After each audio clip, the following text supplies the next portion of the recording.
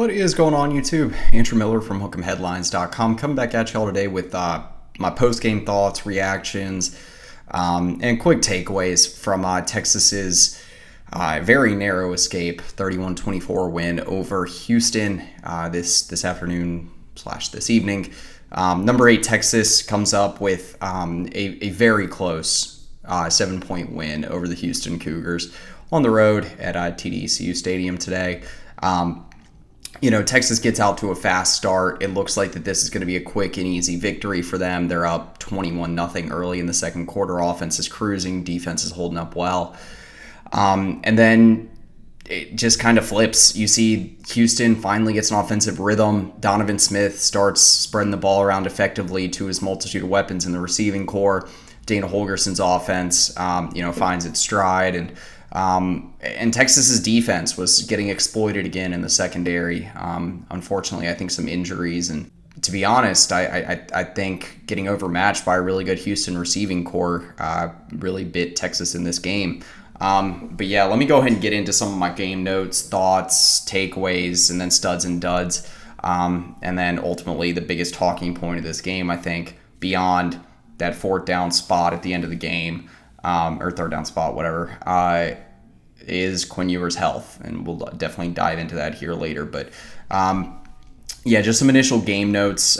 Houston on the stat sheet is much better than Texas in most phases of this game, especially after the first 20 minutes or so. Houston gets the edge in total yards, 392 to 360. They pass for 378 yards and 3 touchdowns against Texas. Their big 3 or big 4 wide receivers really showed up when it mattered in this game. Sam Brown, 4 catches, 80 yards. Joseph Manjack, hopefully he's okay after that hit that he took from Michael Taft in the second half, but he had 6 catches, 88 yards, and a touchdown. And the elusive Matthew Golden, 7 catches, 88 yards, 2 touchdowns. Donovan Smith played well. I thought after a slow start, he was pretty good. Had that mistake where he threw the ball pretty much straight to Michael Taft in the end zone. But, Texas's defense did come up big down the stretch. I'll give them credit there. Only allowing 3 points in the fourth quarter to Houston. Again, kind of hinging on that last drive in the fourth quarter that helped Texas escape. But yeah, Houston again, they're not great on money downs, 4-13 on third down, so Texas defense still did pretty well in that regard. Fourth downs, though, Houston's 2 of 3. Texas came into this game, I believe, allowing a fourth down conversion rate around like 22%, something like that on the season. So, but they were, whatever it was, they were top 20 in the FBS. And so Houston definitely got some key money down conversions there. Texas penalized 6 times for 60 yards. Houston penalized 1 time for 15 yards. I thought the refs were pretty suspect on both sides in this game. I don't know why they called back that touchdown play by Joseph Manjack. I thought the spot was bad late, but I also thought there were a lot of missed holding calls again. And again, I don't think the discipline was that bad to where the discrepancy should have been 45 yards and 5 penalty calls. So again, just kind of mismanagement by the Big 12 refereeing crews, but in that regard, really what's new? I thought both sides were damaged in the end on that regard. So, outside of that, Texas, they did get the ground game going a little bit, 141 yards, but averaging under 4 yards a carry. Houston averages 0.7 yards per carry. They had negative rushing yards in the first quarter and really just didn't get anything going on the ground in this one. Most of their rushing yards, I believe, were, if you remove sack yards, Donovan Smith has negative 12 rushing yards in this game because of the sacks that he took in this one. But ultimately, Texas defense did what I thought they would in this one, limiting Houston's ground game because they haven't had much of one this year. And again, overall, I think that Texas, you have another week where you don't play very well. You don't play well in the second half. I'll get more into that later. But even in the second quarter, Texas didn't play very well. Really, after the first quarter, Texas just was not very good. Injuries did hurt Texas in this one for sure. But I don't think that was the complete story. I thought Houston played a good game. But yeah, let's go ahead and get into some of my takeaways. The 3 takeaways I did on the side, I've got some additional thoughts, studs, duds, that sort of stuff that I want to get into. So the first talking point I really have coming out of this one is the secondary. Texas's secondary in the last 2 weeks has not been very good. They've allowed over 600 passing yards. 5 touchdown passes, 1 interception. So you do have that 1 interception from Michael Taft that kind of helps out. But I think the main culprit here is the safety play. Keaton Crawford gets exploited for a couple of deep balls. Jaron Thompson is really exploited all over the place in this game. I'll be interested to go back, look at the film, see the numbers. But, the last few games, Jaron Thompson has not been very good. He's gotten beaten on multiple deep balls this season. Keaton Crawford, I mentioned him a second ago. He's allowed over 200 receiving yards and multiple touchdown passes this season. He has allowed the 3rd most receiving yards and pass coverage of any Big 12 safety this season. So he's struggling back there a little bit, and he had one nice pass breakup that I saw, but overall, kind of a game to forget in pass coverage for Keaton Crawford. His eyes just aren't where they need to be in coverage. He's just not reading the play, and so. Jaron Thompson, I think, is the biggest disappointment, though, in some regard, because you didn't really see him making a ton of big plays here. You mostly see him get exploited in coverage. It just looks like he's slow to close. And so that's something significant moving forward. Really, the only positive I had for the safeties was I thought Derek Williams had some nice plays in this one. I think he's played pretty well this season. Michael Taft, actually, I'll give him that. He did get exploited a little bit in this game, but he was better, I think, than Crawford and Thompson. So there's that. But again, it's worth noting moving forward. You're missing Jalen Catalon in this game, but he's been on a pitch count all season. So getting him back semi-healthy or fully healthy, whatever that is, his injury track record obviously has been very unfortunate, but it's been pretty bad during his time at Arkansas and now at Texas after suffering that injury in the first half against Red River.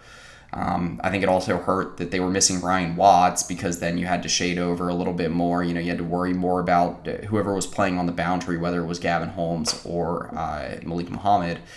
While I do think the corners held their own better than the safeties, still, missing Ryan Watts is still detrimental in this game. So hopefully he's back ready to go. Same thing with Catalon against BYU, because they do have some weapons. Keaton Slovis has been decent in the passing game this year.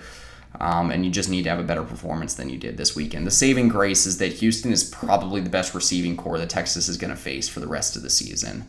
So I think the matchups will be a little bit more favorable from here on out. My next point, and this is the big talking point, so let's go and dive into it. Quinn Ewers. I said that he's taking too many unnecessary hits. That's my takeaway from this, but obviously the big talk, that's my takeaway from the game and just watching it the last 2 weeks.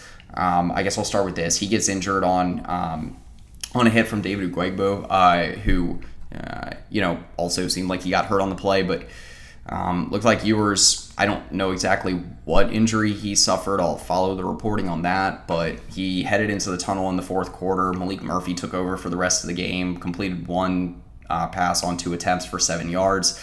Missed a throw to Adonai Mitchell on a key 3rd down. Kind of threw behind him a little bit and missed.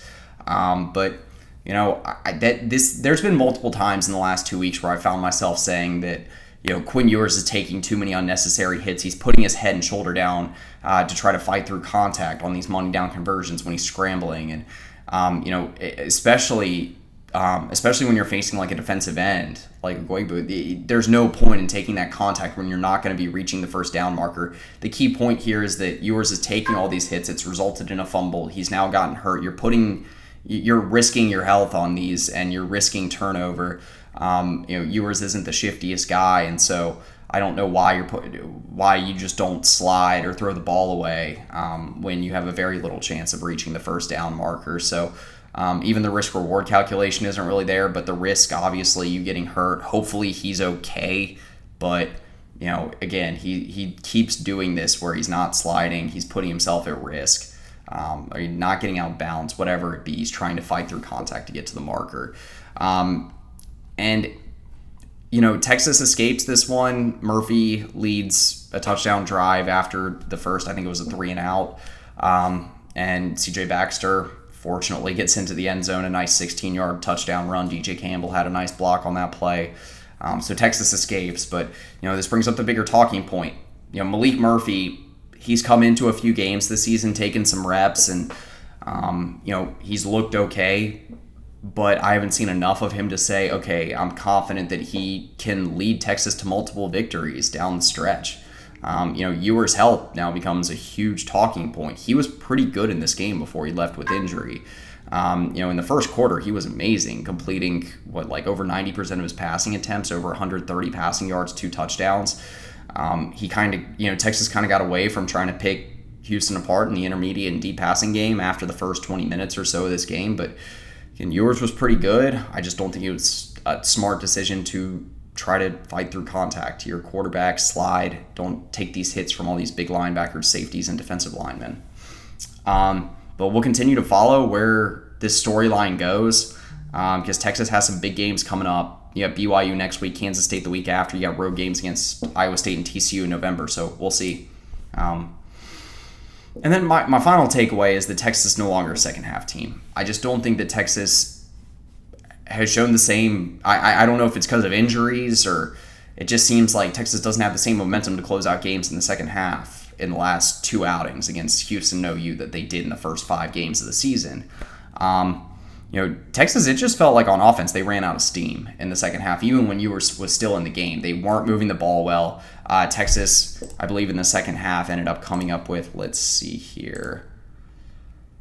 Yeah, Texas in the second half, 120 total yards of offense compared to 240. So it was clean cut in half. And so, again, you got to be better in the second half to close out these games, especially against a team like Houston that doesn't have the depth that you do, even if you're taking injuries into account. Houston had some injuries coming into this one, so that's not the biggest excuse for Texas. You got to be able to close this team out. Texas did not control the tempo on the ground in the second half, and that was a huge issue. Texas, sure, they have 72 rush yards, but you have 48 passing yards in the second half. You really get away from your identity. You tied Houston this week. You lost the second half to OU 2 weeks ago. You got to find answers headed into the stretch run because, again, you got some tough games, and you got some tough games on the road. Iowa State's looking much better. TCU looks much better under Josh Hoover. Maybe he's the answer there. But point being, this isn't the type of recipe that's going to find success, even in the Big 12 down the stretch. I guess, actually, one thing I wanted to add to that, Texas grabbed 2 turnovers. They had 2 turnovers in the second half. You had a nice fumble that Jalen Ford forced and Vernon Broughton landed on. I thought Jalen Ford was very good in this game, but I'll give him a nod here in a bit. I think he was one of the studs for this game for sure. And then you had the interception by Michael Taft, and Texas still comes up with a tie in the second half. So there's that. But let's move on to my studs and duds. I have a few studs that I wanted to mention in this game. First one being, I wanted to give a nod to CJ Baxter. I thought he played really well in this game. Obviously had the game-winning score for Texas. That was a huge play. Statistically, I don't think he's really blown anyone away. He just didn't get the reps to get there. But 6 rushes, 42 yards, and a touchdown, including that 16-yard rushing score that was the game-winning touchdown. Baxter's getting better and better as he gets healthier by the week, so he's playing really well. His game is definitely headed in the right direction. I'm excited to see what he does down the stretch. Do want to mention Jonathan Brooks, 20 carries, 99 yards. I thought Brooks was good. Unfortunately, he reaches that 99-yard mark. That 100-yard rushing streak is broken by literally a hair. But Brooks still playing well. He actually had the most receptions for Texas in this game. 8 catches, 51 yards, so he was still heavily involved. He roughly gets almost half of Texas's total yards of offense this game. So he still was really good. And then also, I thought that Xavier Worthy played really well. They just didn't get him the ball enough. 6 catches, 92 yards, and a touchdown.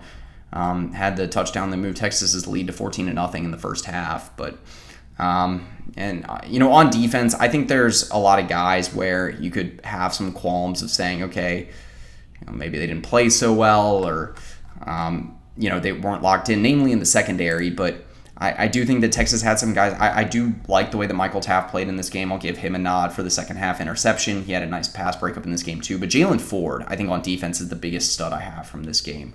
2.5 tackles for loss, 1 sack, 6 combined tackles. I counted 3 defensive stops, and then you had the forced fumble. He responded in a huge way after having, I think, his worst game of the season, his worst game in a long time against OU.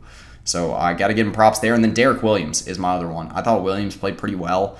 1 pass breakup. I like that play. It was a key 3rd down stop, 5 combined tackles, 2 solo tackles, 2 defensive stops. He was really good. He's got a bright future here. As far as my duds are concerned, I got to say Jaron Thompson and Keaton Crawford. Keaton Crawford did have a tackle for loss. He played pretty well in run defense, but again, in pass coverage, he's just getting exploited too much. And same with Jaron Thompson. Looking up and down the stat sheet here, Thompson 5 combined tackles, but I counted over 50 receiving yards allowed in coverage. I just don't think he's been very good this season in coverage after he was really good last year. Borderline all Big 12 level performer at safety as the quarterback of the defense in coverage. But on offense, I thought the offense played decently well, but I think the interior O-line, especially considering the injuries that have happened, played pretty well. But I was expecting more from the entire O-line in this game. Quinn Ewers sacked multiple times. I thought there was a little too much pressure. They weren't really commanding the line of scrimmage. Texas needed to command the line of scrimmage to win this game, and I think they did on defense for the most part, but on offense, they weren't getting the push they needed to. They weren't giving Ewers the time that he needed to throw the football. And credit to Houston's defense. They do their starters. I mentioned this in my preview up front. They are good, but I just don't think that Houston had the depth to stick with Texas. But they found a way and got it done to at least keep Houston in this game. But I say got it done. Obviously, Texas comes away with the win, so not in that regard. But anyway, there's a lot for Texas to work on here in the next week. Hopefully, Texas is more rested up. It was a positive that JT Sanders was able to get involved in this game, but Texas got to get healthier and they got to get right, especially down the stretch for these key second half drives. You got to do better, and we'll pay attention to Quinn Ewers' health. There's going to be a lot of talking points this week. Stay tuned. Tarek, Shane, and I will be coming at y'all probably tomorrow for our overreactions. And we got a college hoops preview for something to at least distract from some of the negatives from football here recently. But anyway, for Andrew Miller, Hook'emHeadlines.com. That's pretty much it. Hook 'em.